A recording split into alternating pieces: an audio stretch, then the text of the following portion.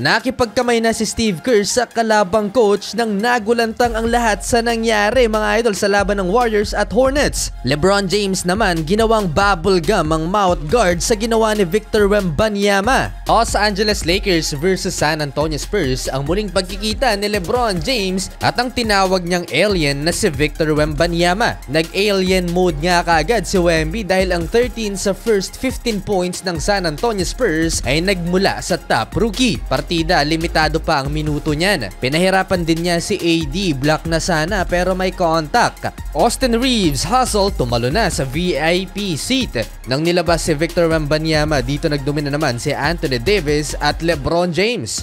Dead ball, may pa-trick shot pa si LeBron James. 6 points sa first quarter si LeBron, 13 points si Anthony Davis. Nang muling ipinasok sa Victor Wembanyama last 2 minutes, naibaba sa 4 ang kalamangan ng LA Lakers. 16 points, 7 rebounds, 3 steals, 2 block shots in 7 minutes mga idol ang alien rookie sa first quarter lang. Second quarter, D'Angelo Russell back-to-back 3-pointers mula sa dalawang sunod na no-look passes ni LeBron James. Balik sa double figures ang kalamangan ng LA Lakers dahil kay D'Lo. And Anthony Davis pinakitaan ng kanyang footwork si Victor Wembanyama at ang mobility ni AD mga idol na mas angat sa alien rookie. Halos bumagsak si Wemby sa lakas ni Anthony Davis while natapos ang first half 66-59, lamang ng 7 points ang home team.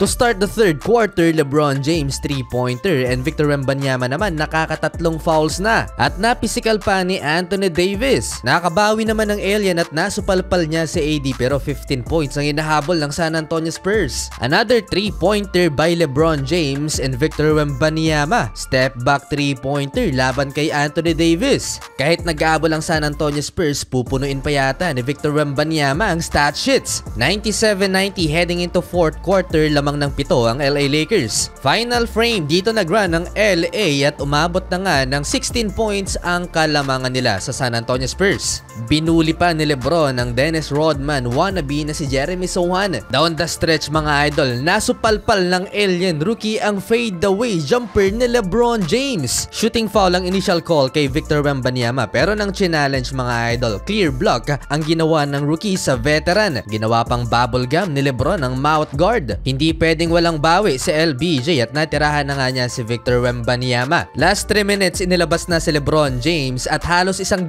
puntos na lang. Magtatala na naman ng panibagong record si LeBron James bilang unang player sa NBA na makakaabot ng 40,000 career points.